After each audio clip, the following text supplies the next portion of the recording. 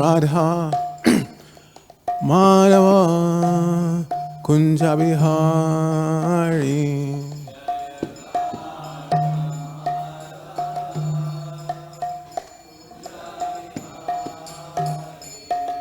Jaya Radha Madhava Kunja Bihari.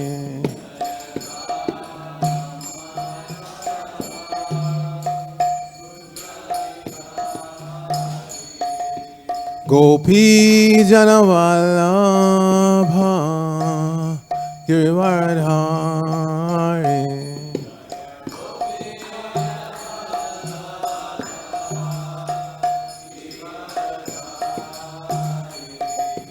Gopi Janavallabha Girivaradhari.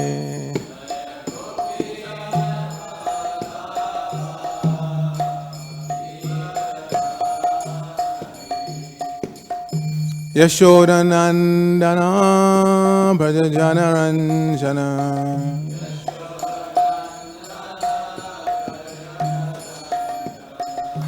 Yashodanandana Brajajanaranjana.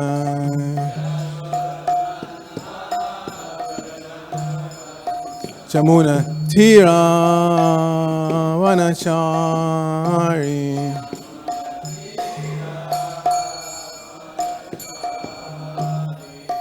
Jamuna Tira Vanachari.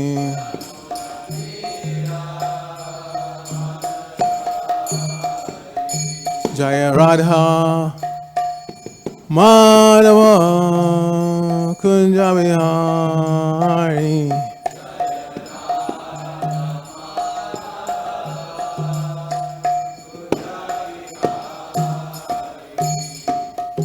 Gopi Janavallabha Girivaradhari.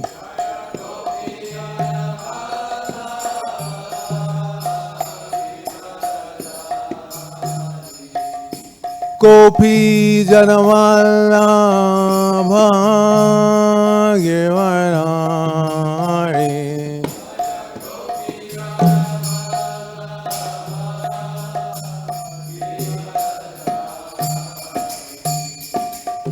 Yashodanandana Brajajanaranjana.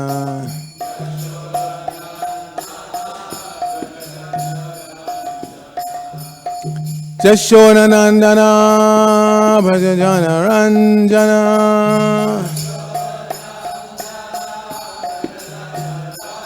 Jamuna Tira Vanachari.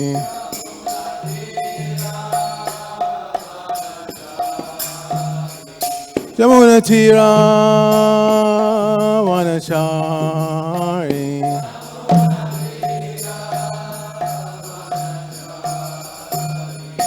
Jaya Radha Madhava Kunja Bihari.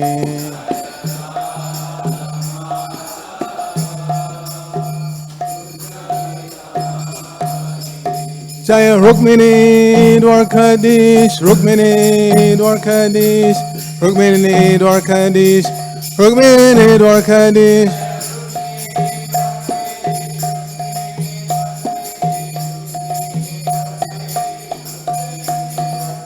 Jaya Jagannath, Jaya Jagannath, Jaya Baladeva, Jaya Subhadra.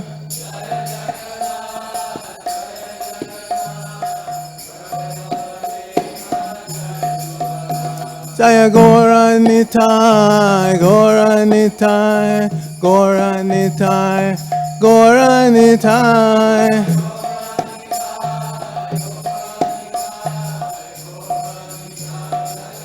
Jaya Jaya Prabhupada, Prabhupada, Prabhupada. Jaya Prabhupada.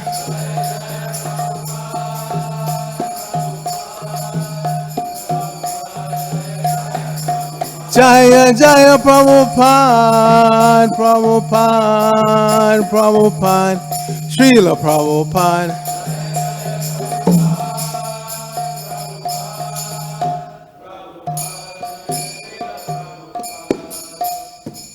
Go Premanandi, Hayayavo, Jayo Vishnupad, Paramahansa Parapradhikacharya, Asatarasata Sri Shriman, ISKCON BBT Pandacharya Divine Grace, A.C. Bhaktivedanta Swami, Srila Prabhupada Ki Jai. Nitya Lila Prabhupada, Om Vishnupad Divine Grace, Srila Bhakti Siddhanta Saraswati Thakur Prabhupada Ki Jai. Ananta Koti Vaishnavinda Ki Jai. Namacharya Srila Haridas Thakur Ki Jai. Prem Sakahosh Krishna Chaitanya Prabhu Nityananda Shri Advaita Gadadhara Shri Vasudeva Gaur Bhaktivedanta Ki Jai. Shri Shri Radha Krishna Gopa Gopana Shamakunda Radhakunda Giri Govardhan Ki Jai. Shri Brajabhumi Madam Ki Jai. Shri Navadvip Mayapur Dham Ki Jai. Shri Lachal Jagannath Puri Dham Ki Jai. Ganga Mai Ki Jai. Shamuna Mai Ki Jai. Bhakti Devi Ki Jai. Himati Totsu Mahani Ki Jai. There was beautiful Lordship Shri Shukmini Dwarkadish Ki Jai. Shri Shukmini Dwarkanath Ki Jai. Shri Shri Jagannath Baladev Subhadra Ki Jai. Shri Shri Gaurnitai Ki Jai. Samabeta Bhakti Vrinda Ki Jai. Going back to home, back to Godhead Ki Jai. ISKCON Los Angeles Yatra Ki Jai. Brihad Madanga Transcendental Book Distribution Ki Jai. International Food for Life Transcendental Prasadam Distribution Ki Jai. Shri Harinam Sankirtan Ki Jai. Nittai Gaur Premanandi Hari Haribo. All glories to the assembled devotees. All glories to the assembled devotees. All glories to the assembled devotees. All glories to Shri Shri Guru and Gauranga. Glory Srila Prabhupada.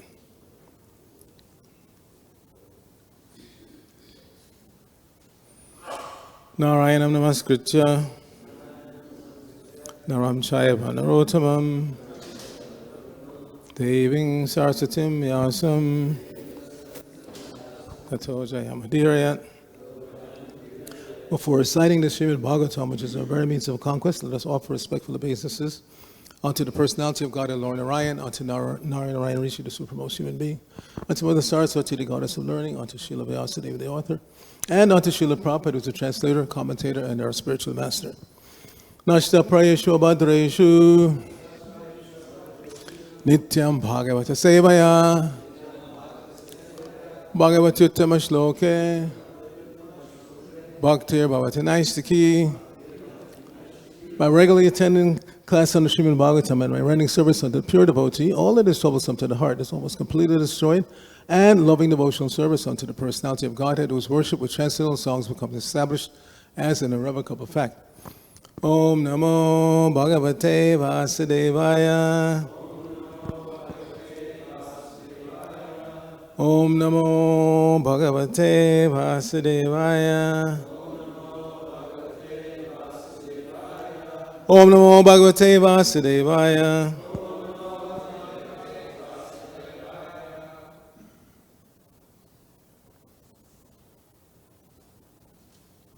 So we're continuing reading from the third canto of the Srimad Bhagavatam, which is entitled The Status Quo.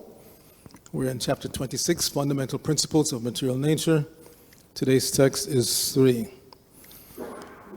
Anādir ātmā puruṣo nirguṇaḥ prakṛteḥ paraḥ pratyag-dhāmā svayaṁ-jyotir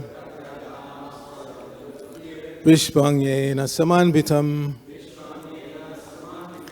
anādir ātmā puruṣo nirguṇaḥ prakṛteḥ paraḥ pratyag-dhāmā svayaṁ-jyotir viśvaṁ yena samanvitam anādir ātmā puruṣo nirguṇaḥ prakṛteḥ paraḥ pratyag-dhāmā svayaṁ-jyotir viśvaṁ yena samanvitam. Please chant.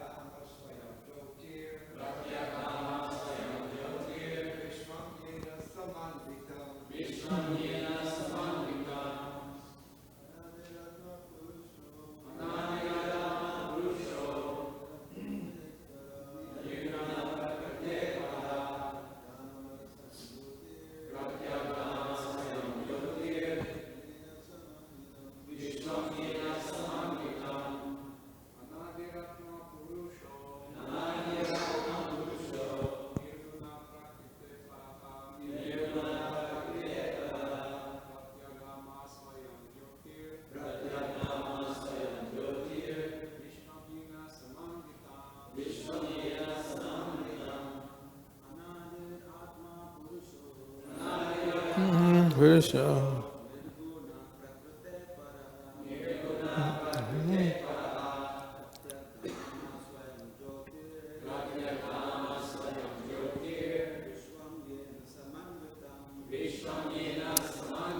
Vaishnavis.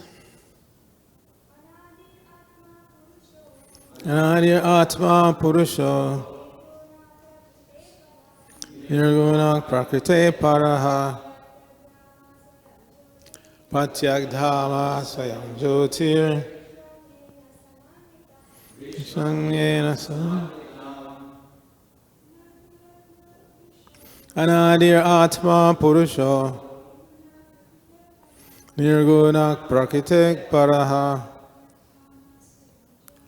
pratyag-dhāmā svayaṁ-jyotir. samanvitam. So, synonyms: anādiḥ, without a beginning; ātmā, the Supreme Soul; puruṣaḥ, the Personality of Godhead; nirguṇaḥ, transcendental to the material modes of nature; prakṛteḥ, paraḥ, beyond this material world; pratyag-dhāmā, perceivable everywhere; svayaṁ-jyotiḥ, self-effulgent; viśvam, the entire creation; yena, by whom; samanvitam, is maintained. Srila Prabhupada's translation for this verse: the Supreme Personality of Godhead is the Supreme Soul, and He has no beginning. He is transcendental to the material modes of nature and beyond the existence of this material world. He is perceivable everywhere because He is self-effulgent, and by His self-effulgent luster, the entire creation is maintained. Please repeat. The Supreme Personality of Godhead is the Supreme Soul, and He has no beginning. He is transcendental to the material modes of nature and beyond the existence of this material world. He is perceivable everywhere because He is self-effulgent, and by His self-effulgent luster, the entire creation is maintained. Srila Prabhupada's purport. It's kind of lengthy. Try to concentrate. The Supreme Personality of Godhead is described as being without beginning. He is Puruṣa, the Supreme Spirit. Puruṣa means person. When we think of a person in our present experience, that person has a beginning. This means that he has taken birth and that there is a history from the beginning of his life. But the Lord is particularly mentioned here as anādi, beginningless. If we examine all persons, we will find that everyone has a beginning. But when we approach a person who has no beginning, he is the Supreme Person. That is the definition given in the Brahma-saṁhitā. Īśvaraḥ paraḥ kṛṣṇaḥ. The Supreme Personality of Godhead is Kṛṣṇa, the Supreme Controller. He is without beginning, and He is the beginning of everyone. This definition is found in all Vedic literatures. The Lord is described as a soul or spirit. What is the definition of spirit? Spirit is perceivable everywhere. Brahman means great. His greatness is perceived everywhere. And what is that greatness? Consciousness. We have personal experience of consciousness, for it is spread all over the body. In every hair follicle of our body, we can feel consciousness. This is individual consciousness. Similarly, there is super consciousness. The example can be given of a small light and the sunlight. The sunlight is perceived everywhere, even within the room or in the sky. But the small light is experienced within a specific limit. Similarly, our consciousness is perceived within the limit of our particular body. But the superconsciousness, or the existence of God, is perceived everywhere. He is present everywhere by His energy. It is stated in the Vishnu Purana that whatever we find anywhere and everywhere is a distribution of the energy of the Supreme Lord. In Bhagavad Gita also, it is confirmed that the Lord is all-pervading and exists everywhere by his two kinds of energy, one spiritual and the other material. Both the spiritual and material energies are spread everywhere, and that is a proof of the existence of the Supreme Personality of Godhead. The existence of consciousness everywhere is not temporary. It is without beginning. And because it is without beginning, it is also without end. The theory that consciousness develops at a certain stage of material combination is not accepted herein, for the consciousness which exists everywhere is said to be without beginning. The materialistic or atheistic theory stating that there is no soul, that there is no God, and that consciousness is the result of a combination of matter is not acceptable. Matter is not beginningless, it has a beginning. As this material body has a beginning, the universal body does also. And as our material body has begun on the basis of our soul, the entire gigantic universal body has begun on the basis of the Supreme Soul. The Vedanta Sutra says, Janmadhyasya, this entire material exhibition, its creation, its growth, its maintenance, and its dissolution is an emanation from the Supreme Person. In Bhagavad Gita also, the Lord says, quote, I am the beginning, the source of birth of everything, end quote. The Supreme Personality of Godhead is described here. He is not a temporary person, nor does he have a beginning. He is without a cause, and he is the cause of all causes. Paraḥ means transcendental, beyond the creative energy. The Lord is the creator of the creative energy. We can see that there is a creative energy in the material world, but he is not under this energy. He is prakrti paraḥ, beyond this energy. He is not subjected to the threefold miseries created by the material energy because he is beyond it. The modes of material nature do not touch him. It is explained here, svayaṁ-jyotiḥ. He is light himself. We have experience in the material world of one light being a reflection of another, just as moonlight is a reflection of the sunlight. Sunlight is also the reflection of the Brahma-jyoti. Similarly, Brahma-jyoti, the spiritual effulgence, is a reflection of the body of the Supreme Lord. This is confirmed in the Brahma-saṁhitā, yasya prabha prabhavatah. The Brahma-jyoti or Brahman effulgence is due to his bodily luster. Therefore, it is said here, svayaṁ-jyotiḥ. He himself is light. His light is distributed in different ways as the Brahma-jyoti, as sunlight, and as moonlight. Bhagavad Gita confirms that in the spiritual world, there is no need of sunlight, moonlight, or electricity. The Upanishads also confirm this, because the bodily luster of the Supreme Personality of Godhead is sufficient to illuminate the spiritual world. There is no need of sunlight, moonlight, or any other light or electricity.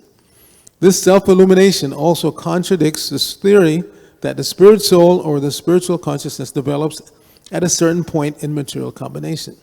The term svayaṁ-jyotiḥ indicates that there is no tinge of anything material or any material reaction.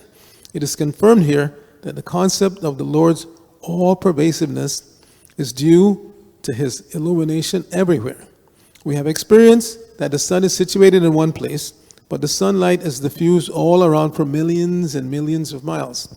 That is our practical experience. Similarly, although the Supreme Light is situated in his personal abode, Vaikuntha or Vrindavan, his light is diffused not only in the spiritual world, but beyond that.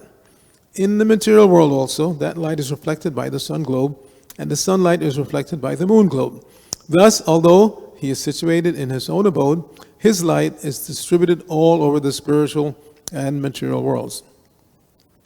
The Brahma-saṁhitā confirms this. Goloka eva nivasatya kilatma bhutaha. He is living in Goloka, but still he is present all over the creation. He is the super soul of everything, the Supreme Personality of Godhead, and he has innumerable transcendental qualities. It is also concluded that although he is undoubtedly a person, he is not a puruṣa of this material world. Mayavadi philosophers cannot understand that beyond this material world there can be a person. Therefore, they are impersonalists. But it is explained very nicely here that the personality of Godhead is beyond material existence.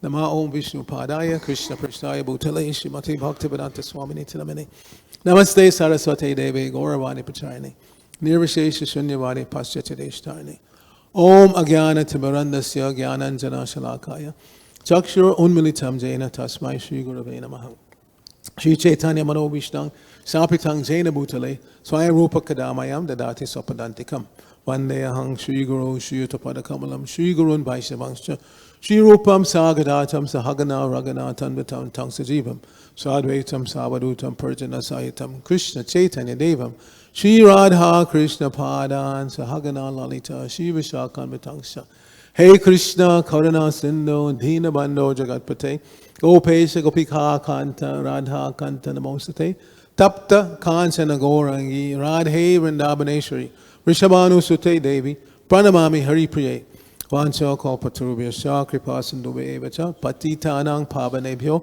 Vaishnavebhyo Namo Namaha Jai Shri Krishna Chaitanya Prabhu Nityananda Shri Advaita Gadadhara Srivasadi Gaurabhaktavinda Hare Krishna Krishna Krishna Hare Hare Hare Rama Rama Rama Hare Hare. So who's speaking here? Who's speaking this verse? Lord Kapiladeva. We have to know who's speaking. And because it's Lord Kapiladeva, incarnation of Krishna, then we have to take every word as it is seriously. No interpretation.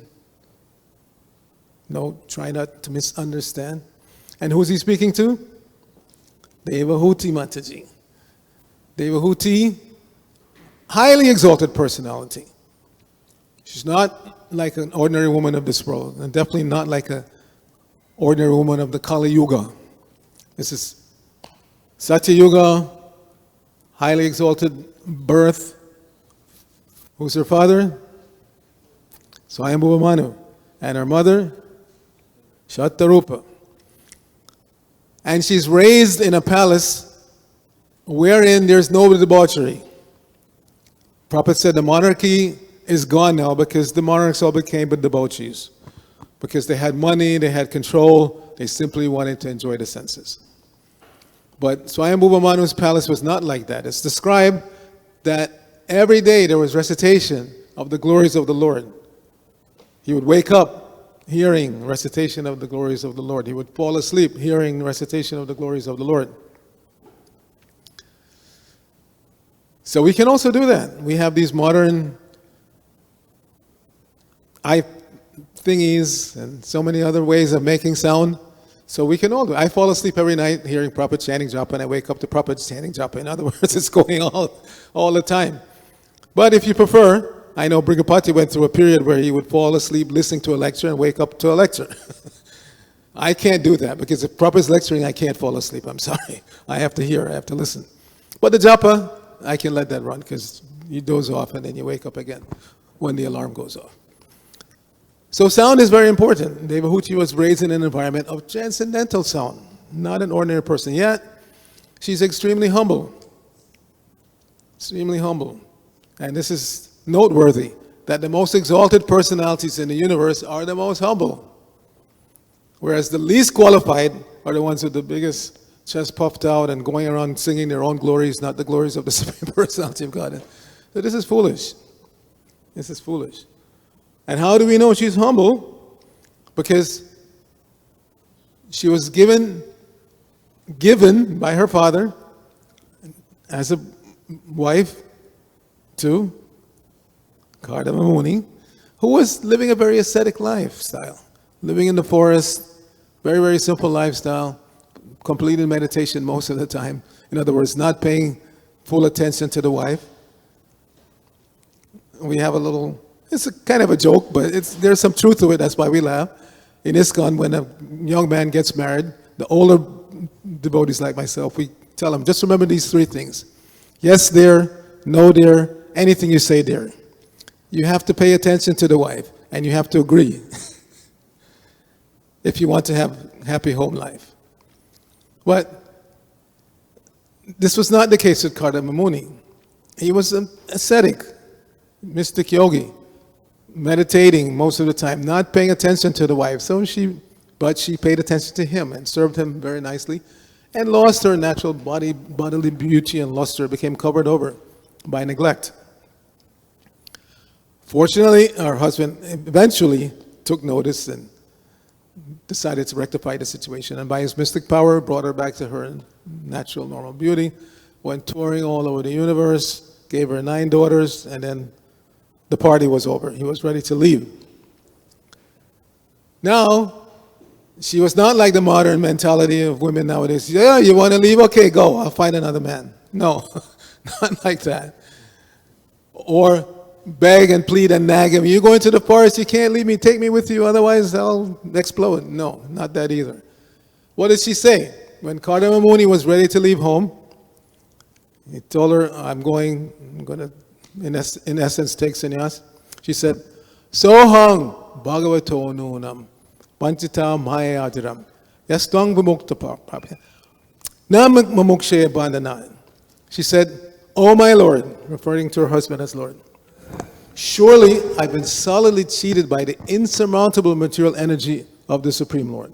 Because although I had your association, which can give liberation, I did not seek liberation. That was her statement. No crying, no begging, take me with you, no threatening to find another man. No. You're leaving home, that's okay, but I neglected to ask you for liberation. Please do something about that. So he did. He gave her a son, Kapila Dev.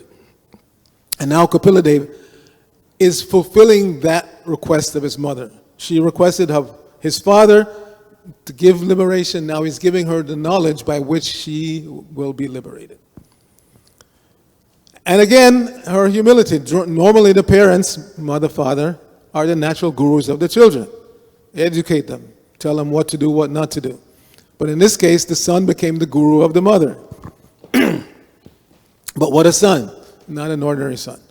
But even the ordinary sons should be willing and ready and capable of taking this role for their offspring and for their parents. If the parents are amenable and in a situation where they want transcendental knowledge, the son should be capable of giving transcendental knowledge. Not making it up, but because the son or daughter has heard from a proper source, then they can repeat whatever they have heard for the benefit of the audience. That's how transcendental knowledge is transmitted. But sometimes the material energy is arranged in such a way that transcendental knowledge becomes covered over.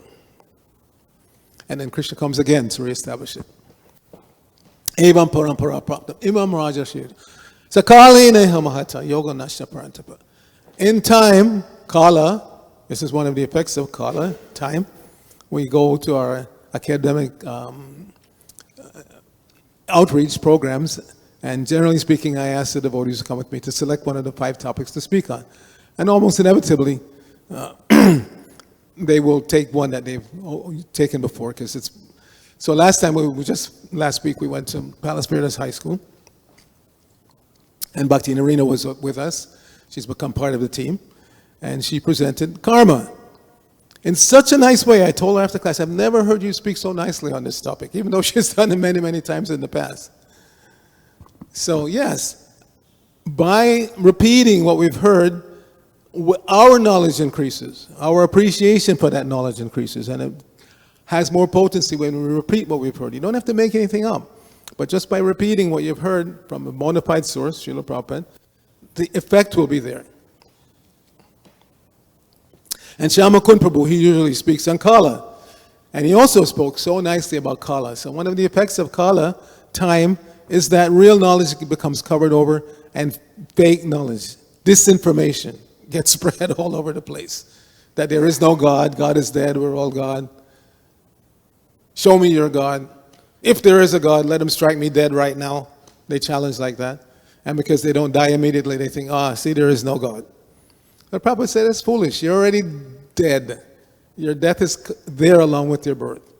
Jatasyahi drubam janma mritasya. 2nd chapter of Bhagavad Gita.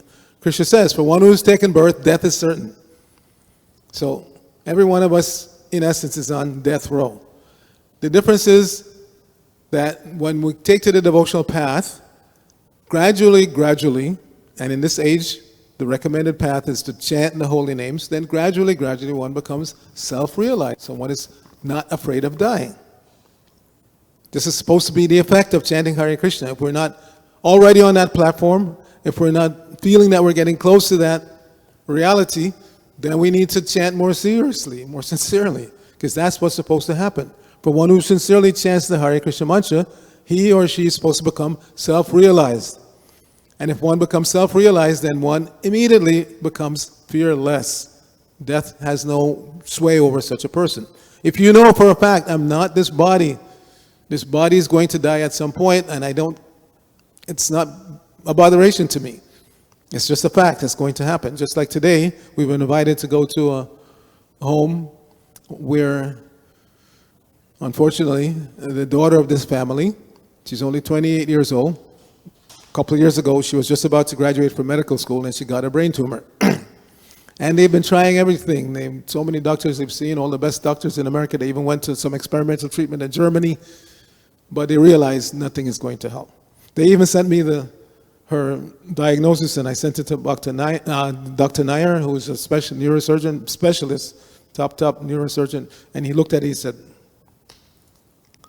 so they're accepting the fact, she's accepting the fact, and now we're going to go and, try to assist her. And this is one of the things that Srila Prabhupada wanted us to do. As devotees of Krishna, as purveyors of this transcendental knowledge, we're supposed to be capable of assisting people to leave their bodies in the right consciousness. You're going to leave anyway. Consciousness, right or not right, you're going to leave. But the devotees are meant to assist persons of this world who are not yet ready in terms of spiritual qualification to leave the body in the right consciousness. So are we ready to take up that responsibility? It's a very responsible position, which means that we have to always be Krishna conscious ourselves. If we want to help people to leave their bodies in a Krishna conscious way, in Krishna consciousness, then we have to be Krishna conscious. You can't give what you don't have.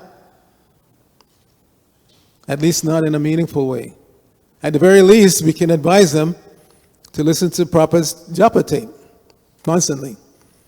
When I was in Potomac Temple in the mid-90s, one hospital nearby contacted the temple and said they wanted to be guided how to assist somebody of the Hindu faith to leave their body if there's no priest or the priest can't get there in time.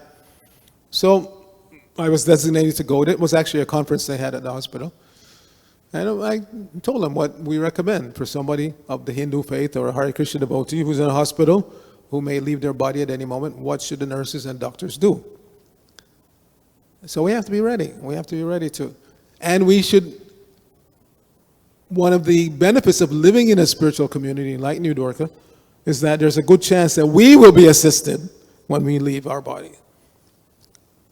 We will be assisted.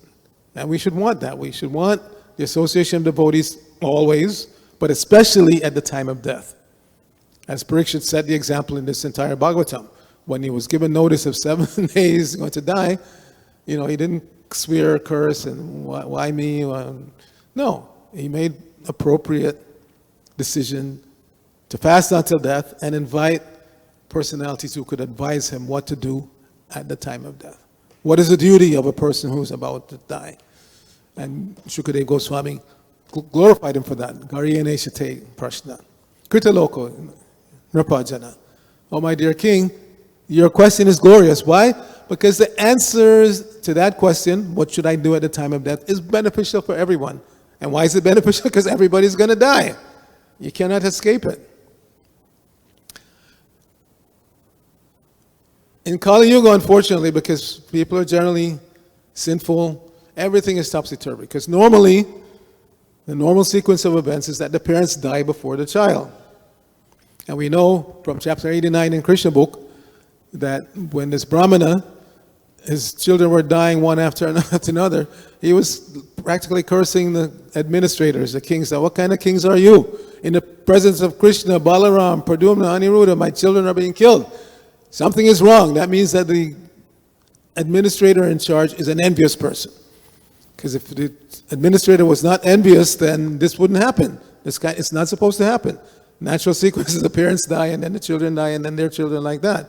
So if a child is dying in the presence of the parent, something is wrong.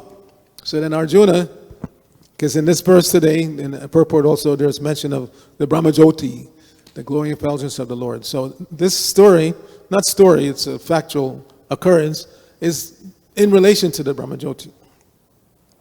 So Arjuna said, okay, he went to the Brahmana and convinced him, I am Arjuna, great warrior. I have my Gandiva. How did I get it? By defeating Lord Shiva in battle. And he was so pleased, he gave me this Gandiva bow. I will stay at the maternity. You just call me when it's time. I will come to the maternity home and protect your child. So the Brahmana was a little reluctant. Again, he said, in the face of Krishna, Balaram, Aniruddha Prabhu, and this has happened, and you're going to protect? All right, I'll give you the chance. So when the next child was due, called Arjuna, and he came and he shot arrows all around to protect the maternity home, and he chanted mantras, and now he's ready. Lo and behold, the child was taken. So the Brahmana was railing at him, what you promised, and he said, okay, wait. So he went everywhere. Although he was just apparently an ordinary Kshatriya, he had the mystic power to go anywhere in the universe. So he went first to Yamaloka, abode of Yamaraj, couldn't find the child there. Then he went to Varunaloka, Indraloka, all his higher planets. And then he went beyond that to Brahmaloka. Even the demigods can't just go to Brahmaloka. And so he went to Brahmaloka, couldn't find him. He went all the way down to Patalaloka, all over the universe, couldn't find him. So he came back and he was about to commit suicide, because that was his promise. If I can't protect your child, I will commit suicide. So Krishna came, he said, don't foolishly commit suicide. Let me tell you what's going on. And it's explained that Krishna wanted to teach Arjuna not to be puffed up. In other words, don't ever think that you're greater than God. If apparently God can't do something, then you can't do it either. Unless you're specifically empowered by God to do it. So Krishna wanted to cut down his pride a bit. I'm here, Balaram is here, Aniruddha is here, Praduma is here. We didn't protect these children. Why do you think that you can do it? And also he was proud of his Gandiva bow, so he wanted to cut that pride also. So they mounted Krishna's chariot, drawn by how many horses? How many horses on Krishna's chariot?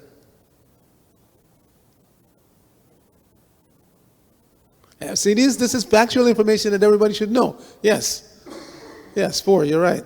And what are the names? All of this information is there in the Krishna book. We should read Krishna book continuously. And like I had a conversation, I was telling you about that class that we just went to. So I was speaking with Arena that, and kind of glorifying her for the way she presented karma. So she said, Prabhu, I have to admit, I'm not so much into philosophy, but I love reading Krishna book. She said, I read it continuously. Go to the end, which is kind of hard. The prayers of personified Vedas is full of philosophy. And then she goes back. She said, I love the early pastime. So she just keeps rotating. Oh, that's how we should read. But not just read, but try to remember. So there are 4 horses drawing Krishna's cart. And they have names. Easy acronym. SSMB. So, S, one of the S's. Shaibya. What's the other one? Sugriva. And M, Mega Pushpa. And B, Bahulaka. My point is, we memorize so many nonsense things that are not relevant to our spiritual progress. But everything in Srila Prabhupada's books are relevant to making spiritual advancement.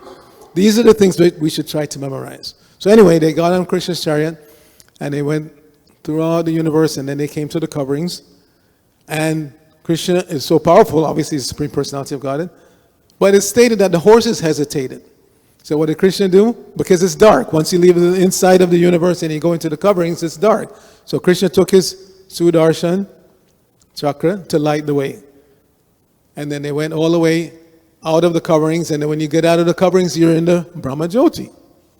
So it was blinding glare. Arjuna he had to close his eyes. So again, Krishna removed the glare so they could go, and they went to see Mahavishnu. So this effulgence of Krishna, many people still to this day, they think spiritual culmination of spiritual advancement is you see the light. There's light everywhere. They want to see the light, but they don't want to see the source of the light.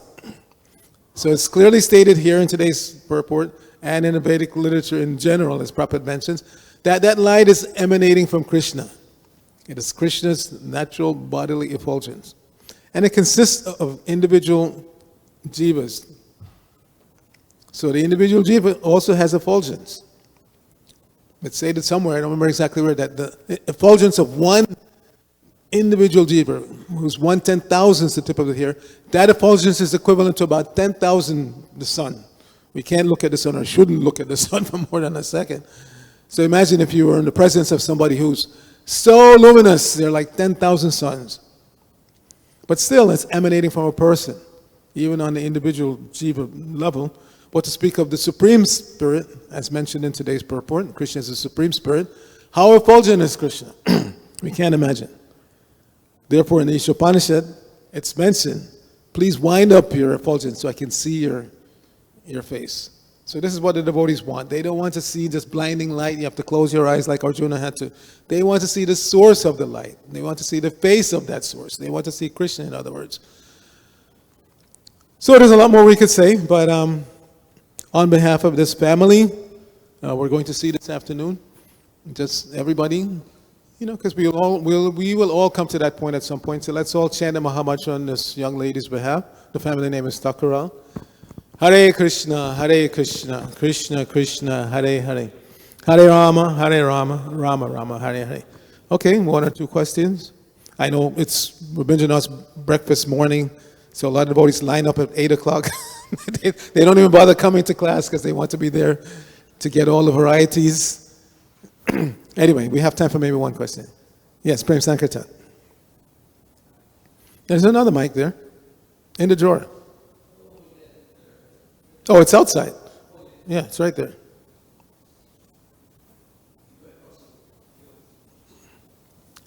Both switches have to be on. Okay, in the course of your class, you said that if, in a country, if, child die, what's happening in Krishna's pastimes, then government, king is responsible, So is it that universal understanding, like even in Kali Yuga, if I have a son, for example, and he died before me, is that means that I am somehow like envious? This is why he died. Well, everything is under Krishna's control. There can be different reasons that something happens. Not necessarily that the father is envious. We know that Arjuna's son was killed before him, right? Does that mean that Arjuna was envious? No. So it's not always the case, but in that particular case, the administrator was being attacked, not just an ordinary person.